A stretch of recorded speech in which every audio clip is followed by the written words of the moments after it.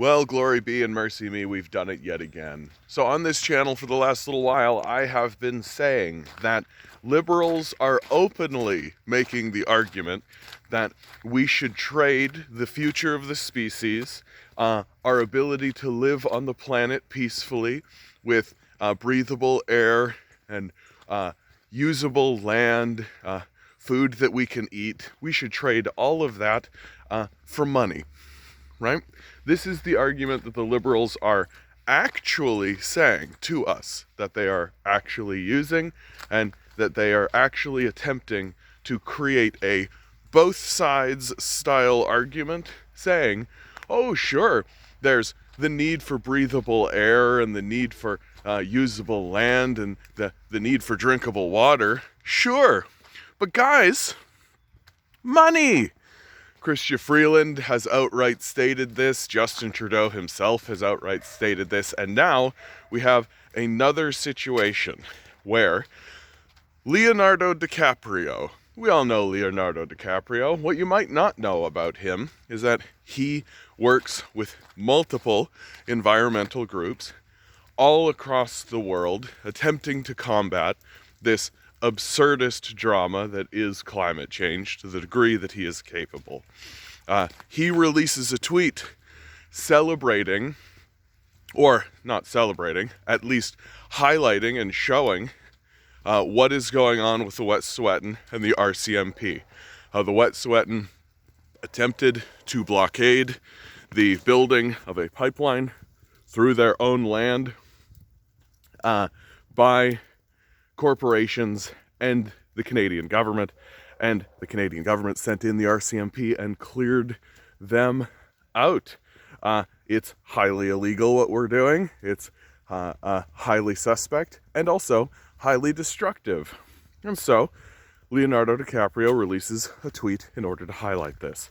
So liberal MLA Ellis Ross comes out of the woodwork and admonishes DiCaprio for having done this.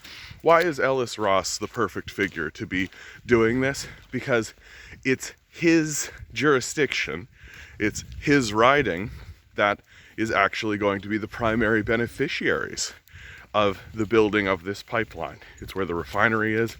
It's the area is poised to make an awful lot of money. And so he releases an article, or has published an article in the National Post, the far-right rag, corporate-owned organization here in Canada, that essentially confirms everything that I just said. It is a long diatribe that says out loud, we care about money. That the building of this pipeline is going to make us all a lot of money. Why don't you want us to make a lot of money, Mr. DiCaprio? And the only time he even mentions climate change in the article is to say to DiCaprio, we acknowledge your hard and diligent work in climate change.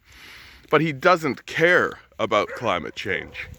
And more, I'm beginning to see that these liberals don't care about climate change, that we are being led down this path, and when it comes time to actually pay the consequences for this climate changed disaster, the wealthy and their politicians are just going to attempt to tip their hat and retreat into their gated communities and run off to their Jeffrey Epstein Islands, right? And leave the rest of us to deal with the consequences. The both siding of this issue, which has been done by the media in regards to climate change over and over again, is disgusting at this point.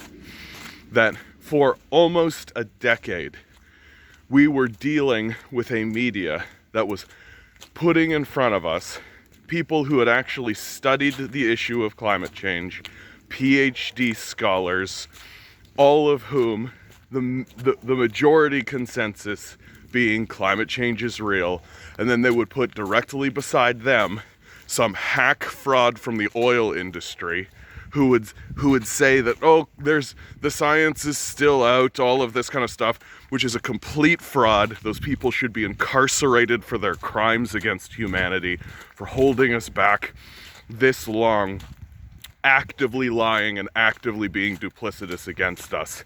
And here they are attempting to do it again. Oh guys, we've got breathable air and breathable water and all this, but the economy.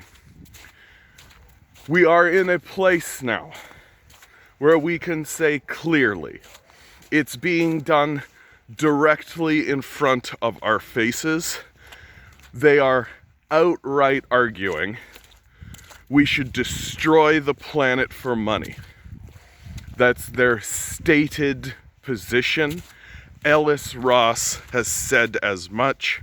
Chrystia Freeland and Justin Trudeau have said as much. We should destroy the planet for money.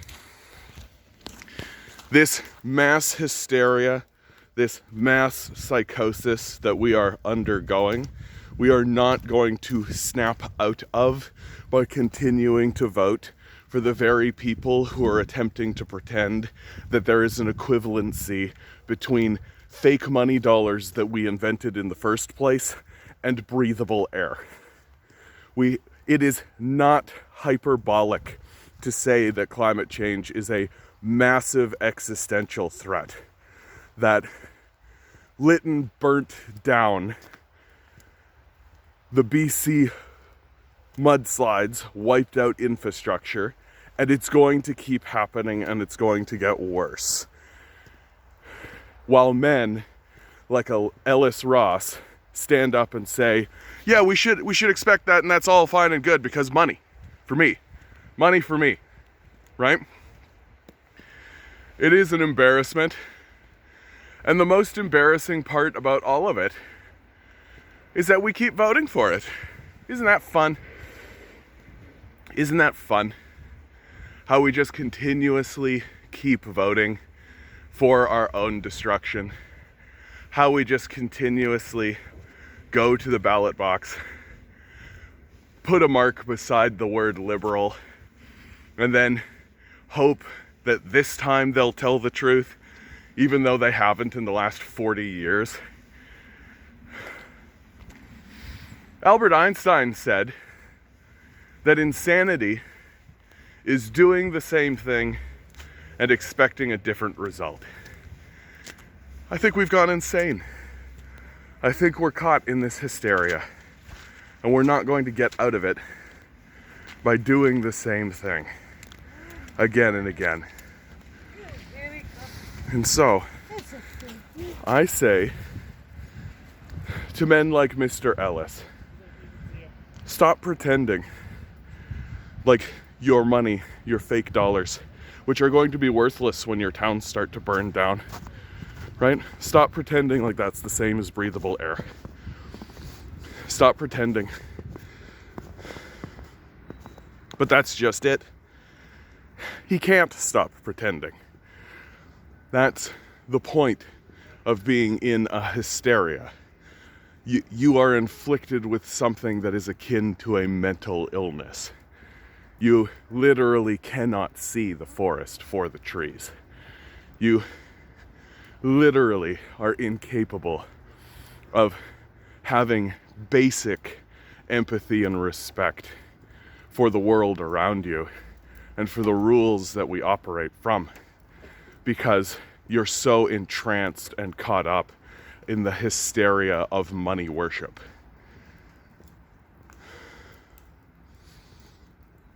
We are literally going to walk into an apocalypse as the people who are in charge actively tell us that we have to sustain the very mechanisms and the very machines that are destroying the planet, because to be rid of them or to do something else would be what?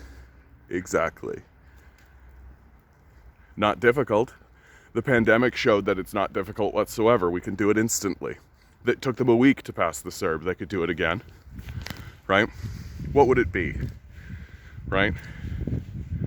Well, the word that you're looking for is, to them, it would be heretical, right? That being rid of the very mechanism that's causing the issue in the first place is, to them, a form of heresy, because they believe in a religious dogma, and it is this religious dogma that is going to burn us to the ground. And they're going to do it directly in front of your face. All right, guys, this is the end of this one. Please like, please share, please subscribe. Please, I got a Patreon down below. Please think about donating $1. Even $1 helps. I've got a live stream 6 to 9 p.m. Come on in, let's cry together. Do you actually talk to people about this? When was the last time you talked to anybody about any of this? This absurdist madness that we're all going through. Well, come in and talk to me. All right, guys, you are a quantum being walking around in quantum energy. These billionaires are spending hundreds of billions of dollars to ensure you never realize it. Don't let them. Good luck. We're gonna need it.